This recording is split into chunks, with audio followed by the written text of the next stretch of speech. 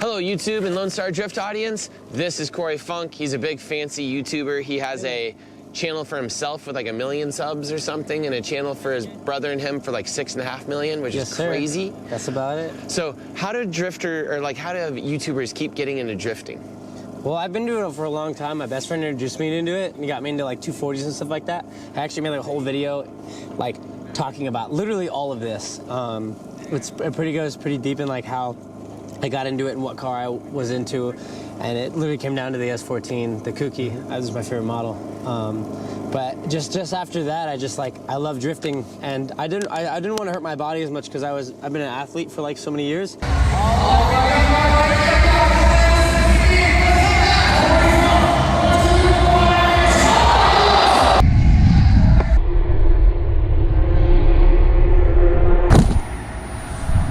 So I was like, well, if I drive a car and the car goes off the track or something, it's not me, you know? So then I got into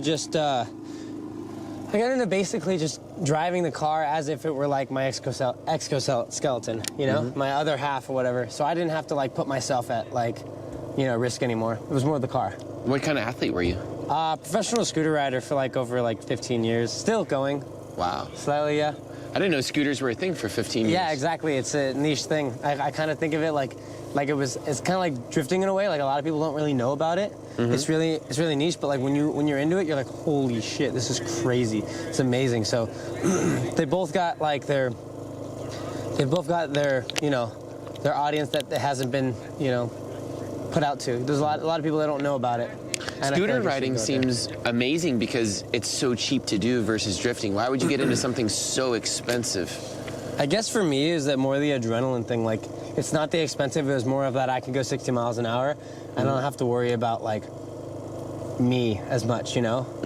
Like if I get a concussion, it's just another one. It doesn't matter. Like, you know, I hit my head on the side of the bar. That's not that bad. Like, cause I've actually fallen to concrete multiple times, all the time, you know? And like when you're inside of a chair that's comfy and then you're sliding and you might hit something, it's like, well, this is gonna be a comfortable hit, but it's gonna hurt, but it's not gonna hurt that bad. So. Do you see yourself becoming a professional drifter then? I mean, if the sponsors were there, I would. But for me, this is something just for myself, so I can enjoy myself and put myself into the same experience I've had like my entire life.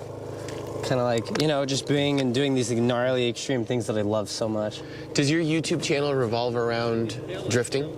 I wouldn't say it revolves around drifting. I've been experimenting for a long time on how to, like, really, like, find out how I can just get out to the most viewers possible, right? And so I've kind of come down to this like little conclusion that I'm just going to film everything in my life, and whatever's the most interesting I put in the video, and everything else is not a part of the video.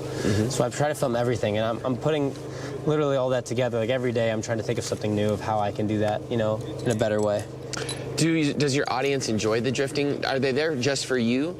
Are they there for the things you do? Like, if you're doing stunts on some channel, people come to it because, you know, the stunt is a crazy thumbnail versus, like, a vlogger who's a daily... Because you're not a daily vlogger, are you? No, we've done that before, though. But what I try to do is I try to make, like, a video about, like, a title that will get people into it. And then I do drifting, but then I explain them the story and why it's awesome and why they should like it and all this stuff to make them love it for on the video and then show them it, instead of just like, oh, we're gonna go drifting and explain things that they don't understand. I explain them everything that they would need to understand this and why it's cool and why it's crazy, to get them into drifting so that they understand it. So when I am doing like a drifting video, it's probably not titled after it, but there is drifting inside of it. So when those viewers clicked on for something else, they're getting that too, and they're getting interested in that. Okay. But without knowing, almost. Interesting. There's so much thought into YouTube that a lot of you successful YouTubers put into it, where I just like film stuff and make stuff and throw anything at the wall. That also does really well too. Like Whistle and Diesel did that, and that's why he's blown up. Is he just does it because he just does it, and then people start like responding back to him, and then he has, you know, and he has a whole YouTube video off of responding off of those mean comments and makes an amazing video off of that. I feel like he is the shock culture, though. He is so good at shock culture of doing things that are so insane, and, you know, the destruction porn kind of thing and everything else. Yeah. He's in another level of virality, I guess you would say, or something. 100%, yeah. No, Like most channels definitely- can't do what he does. Yeah, it definitely was like for him, like it was definitely a big snowball effect that like happened very quickly, and I saw that all happening, which was really, really cool. His channel's interesting too because a lot of vlogger content kind of is like trash after, you know, a week or something like that. Yeah. You know, the videos die. A video where you're destroying something like that's very searchable, like a specific F-250 or, you know, like some old vehicle, people could go back and continue watching that and the views keep going up year after year. Yeah. It's good. A lot of my content, I find that, you know, it just kind of dies after a little while because people watch it and then it goes away. Yeah.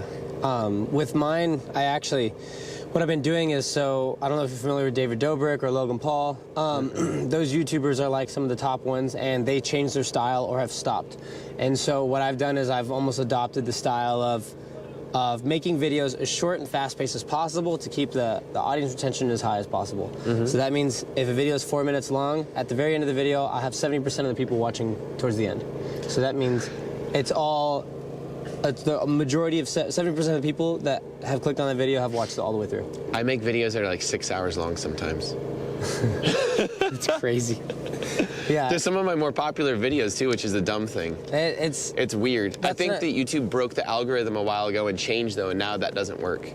Yeah, they changed things, but the thing is the algorithm is set on how your analytics do, not how their algorithm's set up. So if they're like, to me. So if they're like, hey, we're gonna promote this video if they watch it all the way through, and a lot of people do. So say if mine is up 70%, they're like, oh, people like this, they'll put it out to more people. But let's say, we'll put this video out more if it's longer. You know, it's like a 6-hour video. So yours 6 hours, oh, people want to see this, you know? So that's how it used to be. Like they wouldn't promote it of how well it's doing. They would just promote it because, you know, they know that longer videos will make more money, and YouTube knows that will make them more money too. But now they're promoting it as like, if the video is actually doing well, then they'll promote it more. So it's like recommended and stuff like that. So what's your average like run time on a video? It literally, I have no like limit to how short or how long it's gonna be. I literally just try to make it as most interesting as possible, and that really comes down to how much we cut out and whatnot. But right now it's 4 minutes. Okay. It's literally That's crazy short. Yeah, I film maybe 10 hours of footage, and it comes down to 4 minutes. That's crazy. Yeah. People probably don't realize how much effort you're putting into that. Yeah, there's a lot of things there's a lot of effort that goes into it, yeah, for sure. Do you see yourself transitioning into an automotive YouTuber, or is that too niche? See, that's where the thing comes in, where it's like I say something that sounds crazy, like, you know, I drove a truck off a mountain, you know, then like I feel like almost a majority of the people be like, oh, I kind of have to say, I don't know, maybe not, I don't know, that's just something that just came off the top of my head, you know, something that is crazy that people just want to see what would happen, like, oh, I just put a brick on the gas pedal and see what happened, you know, like maybe some other people would want to watch that, like people that are into cars or whatever, just like something that can get them into that, and then I start talking about that. So it's like I wouldn't get into straight automotive, you know, because there's specific people that does really well for it, and sometimes it doesn't do well for me. But I also, this was another thing. When we got into scootering, when we started YouTubing it, and we started not getting as much into scootering and we stopped doing it, our following just wasn't there. So even though like I could get into like cars and stuff like that, I would have to film car videos for my viewers to like it. So it's like you're almost putting in your way where you like have to deliver that because those are the type of people you brought into your life. So for me, if I can just do whatever I want and I find it crazy and fun, I can film it and put it online and my viewers will like it. And so that's what I want my life to be. I want my life to be about all these crazy, amazing things that I do, where I live in an RV for 2.5 months, you know, and sell my house and just say screw it, and they'll watch that. And then I decided to move back to my parents' house, you know, give my mom her dream car, and they say screw it, we'll watch that too. And then I just do other things too that are just like so different, but they'll watch that. Okay.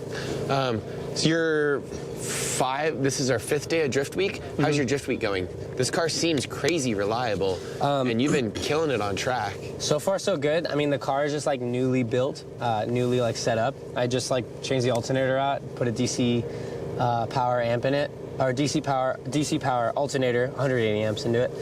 So now it's like running good. It was having like fluctuation issues, but it's doing better now. It burns a lot of oil, and I don't know why. I just got it built, but I don't know why it's doing that when it's just newly built. So how much oil is it consuming? I'd say I put, I don't know, maybe like half a quart to like from the track to here, maybe. Okay, so like an 8-hour drive takes half a quart? Maybe more, yeah. I don't know. That's not great. But the car seems super reliable. Yeah, the car overall is great. I absolutely love it. This is like my fifth time actually like driving it and learning it. Like we just, at Muscle Man, we literally figured out how it was like binding. It's still binding, but I'm handling it fine. I know when it's gonna, kinda. So far so good. I just baby it. I love this thing. I don't want to hurt it, so I really do. What has been the hardest part of Drift Week for you? You're like, nothing, it was easy. Not attending the things that, like yesterday, I really wish I came here. I really wish I had time, but it's all happening so quick. Like when something happens, you miss a day. So that was the one thing that I was like, damn it, dude, I wish I had time to like fix the things and do that. You know, like the break of like driving that 8 hours and then having to get something fixed was like so close, and it made me like so many up and downs. Like I'm driving my car, I'm having the best time ever. I hit a tire on the freeway and ruined the front end of my bumper. Doesn't matter, I have new ones, but you know, there's ups and downs. So it's so great, but then also it's like so like heart-wrenching. Like I'm sitting on rev limiter on my car. It hurts my heart. Like I don't want to do that, but like I also want to drive it. You know. That's the point of having the car, though. I know, but like having a JZ. I know, but this is the first time I've had this car for 4 years, and I've never been able to like do this to it. Mm-hmm. Is this more drifting than you've ever done in the car? In this car, probably, yeah. Cool. I've done little street drifting. It's been like one corner and then I'm done. Mm-hmm. Thanks. Might as well just help them out with some of that. Dude, that's the biggest truck with a tire machine in the back of it, rolling through rocks. He went behind the camera. He could have just rolled in front, would have been almost just as easier. Yeah. So what do you see for the future for you with drifting in the next few years? Honestly, I don't know. It just came up to mind last night. Richard was like, oh yeah, I want to get my FD license, so someone else was talking about it. And I was like, I would if like the sponsors were there, because I know what it takes to put my time into like becoming the driver that I would need to be to do that. But for me, this is my other escape to what I can't really continue doing, which is like being a scooter rider, like professionally doing that and like flying as high as I want to, hitting the gaps that I want to, and like doing these things that really made me feel like it was like me, you know, like my true self. And so this like connects me back with that, and it makes me feel like really, really happy. So Would you want to take it that far? I could. I mean, if it was there, but I don't want to put so much money into that, because I know it does cost a lot.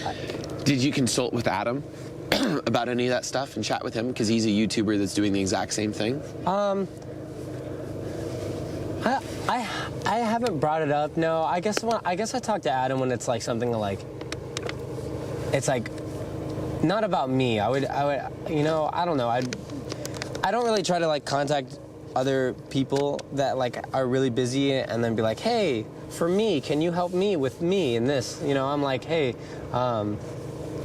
you know, I don't know. I couldn't figure out exactly what I would contact him about, but I heard he was going to be here, so it'd be good to talk to him in person. You missed him. He was here all day yesterday drifting okay. with us, and he had to go back home. Oh, yeah. Yeah, you missed all the pros. Odie was here, Dan Burkett was here, Rome was here. Oh, Dan was here? Yeah, a bunch of guys. Yeah, whatever. See, that's what I'm saying. I missed all those, and like that sucks. But I've driven with Dan a bunch, and I've driven I think with maybe I haven't driven with Odie. No, I drove with Rome. Rome's awesome. Mm-hmm. But yeah, that sucks. But yeah, no, I was gonna talk to Adam. I think seeing Adam was gonna be like my second or third time meeting him. But I have his number. I just don't text him like super often, because I don't want to bug him with being like always asking questions and like, hey this, hey this, hey this, you know. But yeah, I gotta go out to his place sometime. I would take this out there. Yeah, for sure. I would love to do that. He's doing I'll tell you something on the outside of the camera work. Cut. All right. We just leave it in there. Yeah. That builds suspense. No, we just don't want to edit it. Anything else you want to chat about? I don't know. Anything you're passionate about? Maybe I'll just let them know specs of the car. Sure. It's a 2JZ single turbo, makes like 500 horsepower, E80 591 that fluctuates.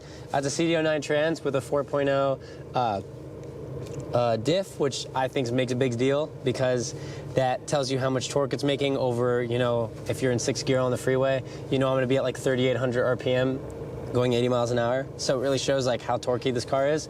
And I run really, really non-grippy tires, so I don't blow anything.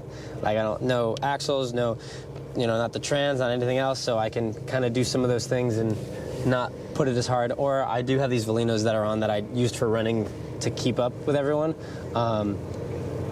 I just put that as like kind of a higher PSI. But I have done grippy setup before on my E36, a little like toaster box car I have, it's just like to beat on. And that car is awesome. That car, I'd go as fast as I can at this track. And I've driven this track so many times with that car. But that's pretty much it. But I've had this car for like 5 years now. Cool. Yeah. Is there anything I can improve on this trip? That you could? Yeah. Oh, wow. That's a great question. What can we do better? Because I'm sure it's kind of overwhelming for someone that is doing this for their first time. I think you're just like, this is so stupid. So, no, I absolutely love this trip. The only thing I wish that we kind of did, which maybe after the days were over, there was like a plan, like meetup place that we all can go and like eat or something, because the community is what we all miss, right? It's why we brought everyone together. It says bring all the people together and like maybe like sharing things that like more deeper than just like, oh, what's motor in the car? It's like, you know, why we get into drifting? You know, what are we looking up to next? You know, like the things, like conversations, like it's almost like Thanksgiving. Like we're all talking about things we're grateful for, but like bringing each other together. Like I think things like that, you know, just bringing everyone together. That's why we have the careless catering and stuff. Last night after the track thing, everybody sat there and ate together. Yeah. For, you know, about an hour and a half, and then we're going to that big house, the giant mansion thing. Are you going to that? Where? Tonight and the next 3 nights. We'll all be staying in one Airbnb for the whole group, like 100 and something I heard people. About that. Yeah, that's in Lake Matthews. That's where my old house was at. Okay. Yeah, I'll go out there for sure. Okay. Yeah, so we try and do that. We have parties and stuff. That's cool. We had the party when we started off, but yeah. I think that is important, having everybody in one place at one time. That's incredibly difficult because especially out here in the desert, people are like, oh, I want to go take a shower. I want to go, you know, eat different food than, you know, is right there. Yeah. Some of the guys wanted really fancy Korean barbecue. Everybody kind of starts to split up. It was really easy when that does happen, and I've been to so many events. You know, traveling to Barcelona 5 times with all my scooter friends. There's points where it's just like everyone just goes off and does their own thing. Yeah. You really just, the group splits apart, but when the competition starts, they all come together. We all have the best time ever, you know, seeing like the friends that I haven't seen. I've got friends in Australia, in England, Barcelona, all around the world that all come to that one area, you know, all over the U.S. I've always been jealous of like the BMX and skateboard and scooter guys, because if they want to do trips like this, they just grab something, put it in their backpack, and everybody goes. You don't need a support team. You don't need all the extra stuff. You don't need the trucks, trailers, cars. That's what I'm saying. Like, I know what it takes to like compete and stuff like that because I've done it. But it's like the sponsors where it's at, you know. And it's reaching the people to get into this sport is where it's at. Like, you can have automotive people and get the automotive people into this, but like we're the non-automotive people trying to get into this. So trying to always connect those dots together are almost the hardest parts to do, but like what I'm almost trying to do, because I love this shit, but also I love doing almost everything else too, and I want to try to bring all that together, which is hard, but there's so much going on. I need more assistance. I do. I need more people helping me with this. That's hilarious. I'm literally hiring a filmer. I called my assistant yesterday. I was like, I need a filmer. I can't do this. I'll Greyhound him out or fly him out to like Muscle Man or whatever. Then at whatever spots, I just need someone. Like, there's so much shit that I just did, and I wish I filmed it like correctly. But luckily, I had someone holding a 360 GoPro, but still not the quality I'm looking for in a video. You know. How old are you, by the way? 25. You're super young to be doing all this. Yeah. That's crazy. I don't know. I feel like there's so much opportunity that life has to offer that it's like there's There's so much opportunity life has to offer YouTubers that are young and rich. Well, I mean, no, just generally, like, there's so many things that, like, we could be doing to make our lives, you know, so much better. You know, like, I don't know. There's so much stuff I think about. I'm always working on myself to become the best person I can. I'm always going to, like, kind of like these forums, I guess. There's a thing called, like, Landmark and things like that I go to work, like, on myself to, you know, improve on how I could just be living a more better life and happier and more positive and, like, looking at the best and brighter things, you know. So I do a lot of like self-help work, stuff like that. One last quick thing, I just had a thought. How do you come up with, like, you have the opportunity to do whatever you want? How do you get stuck on drifting? You know, like, you're a young, successful YouTuber, you can literally do anything you want. Drifting in cars is kind of like a little, like, virus that gets inside of you. And kind of like takes over your thoughts and stuff a lot of the time, and like it's just you get addicted to it and you want to do it. You know, the going fast, the throwing the car, doing all this stuff. Is there anything else that's better? I'm always looking for something better, something to spend my time on, because you know I've been doing drifting for 20 years now and gotten super sucked into it. Is there anything else that you do with your time and you know you find that's better than drifting? Because you do grip racing, don't you? You do all kinds of stuff. Yeah, I've done a lot of grip driving. That's been boring. fun. But I'm trying. Yeah, it is. But once you understand like how to hit the right corners, you can connect that with drifting, and then know that you can have the fastest line around. Like even if you have a slow car, I keep up with Richard's Corvette pretty well with my E36. So just by hitting the lines right, and even though you're off from the group, you'll catch up immediately. But yeah, off of what you said, thinking of something that's like kind of. That's like drifting that kind of brought you out. I mean, I don't know. I've always loved the water. I've always think of like, you know, cliff jumping and stuff like that. Rope swings have always been like a cushion for me also that isn't like concrete. But I'd say like the skate park and stuff like that too. Like Matt Field, he's getting so into like dirt bikes and stuff like that. He's so sick of being in a cage. He wants to get out. He wants to get hurt. And I was like, dude, that's so backwards. I cannot believe that you're the opposite age of me, you know? And like you're older and you want to get yourself hurt. I don't know, I'm younger and I don't want to hurt myself anymore. I want to be as young as I can for as long as I can, you know, young feeling, I guess. But you've been hurt on scooters enough to know where that leads. My back already hurts sitting like this. I don't really? know. Yeah. Oh, we can get up. We can finish. No, you're this. good. You're good. Don't worry about it. No, it's always like this, you know. Yeah. I have a back pad in here just because I need it for my back. Oh wow. Yeah. Richard gave it to me. He has a bad back. Is scooting that much harder on your body, like that hard on your body, just like skateboarding and stuff? Well, I mean, I would think skateboarding and all those sports would be harder. Well, it's different. They're all different. I think skateboarding you can get just as high, but scootering I get just as high as some bike riders. Really? Yeah. The thing I was most known for is doing gaps and going really, really high. If I'm at a skate park, I'm always going 6 feet above coping, however high the ramp is. So if it's 6 foot ramp, I'm going 12 feet up in the air. Always, almost all the time. I'm used to it. But when you have to ditch and you have to ditch multiple times and you're trying a trick, you can fall 60 times in one day. And that's just going to be a lot for one day, and then you multiply that, you know, 15 years of just constantly like annihilating your body. Yeah, and I go to skate parks and do double flips like somewhat often. I think I've done a couple this year, and I had like 7 attempts at that, and so that's again going up on like a 7-foot quarter and going up like 4 feet. So it's a good fall when you don't get it right. I apologize. I'm completely unaware of like the whole scooter thing. Yeah. I'm too old, you know. Oh, it's fine. Totally do you find that most old people like over 40 or over 30 they're not very aware of scooter stuff? Dude, I find kids don't even know. Nobody knows about it. Really? Like, if they know about it, then they've like, oh yeah, I saw a kid when he was like 10 just do double flip. Like everyone knows of that one viral clip that a kid did a double backflip on a scooter. But other than that, no, I'm used to people not knowing about it. Is scootering going to be as big as skateboarding and BMX, do you think? I'm hoping, because I've done the math on it, and scootering has more tricks and skateboards and bikes combined. There's more combinations and ways you can throw it that a skateboard you can't hold on to, and a bike you can hold on to, but it's too big, so you're not able to do as weird combos. With a scooter, you can throw that thing around like if it was like a fucking toothpick, like a stick, dude. I've seen people do some stupid ass tricks.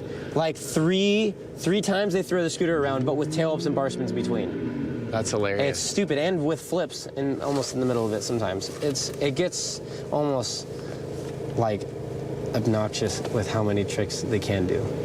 Interesting. You can't follow along. If you don't know it, you almost can't follow along. Because it's moving too quickly? Yeah. Like I'm almost having some trouble with it sometimes. Do y'all do the mega ramp stuff and everything? Yeah, that's why I did Nitro Circus. Jeez. I did Nitro Circus for like I think about a year with my brother. That's one thing that put our YouTube out there, was we did the Nitro Circus thing. That's awesome. Yeah, that was really awesome. Well, it seems like you've done so many amazing things in life. You seem super, super successful. I congratulate you on all that stuff. I welcome you into the drift community. I think it's so cool that people such as yourself get into drifting, because it, just like scootering and everything else, it kind of promotes it, which might also be the death of drifting eventually if everybody knows what it is. But it kind of keeps the sport going, and it keeps people interested. And YouTube is the growth of everything right now, and you guys are huge YouTubers, so thanks for coming along. Keeps people excited. If there is anybody watching this that does want to do like social media stuff, I'd say TikTok is where you can put your focus at. Really? Until it comes to the next thing. But they delete car videos, I thought. TikTok? Yeah. They delete like drifting videos. Is it on a track? Oh, there has to be that much of a difference? If it's on a track, it's like people always want to jump on the chance of becoming more popular, so they'll do whatever it takes, even if it's driving a car recklessly wherever.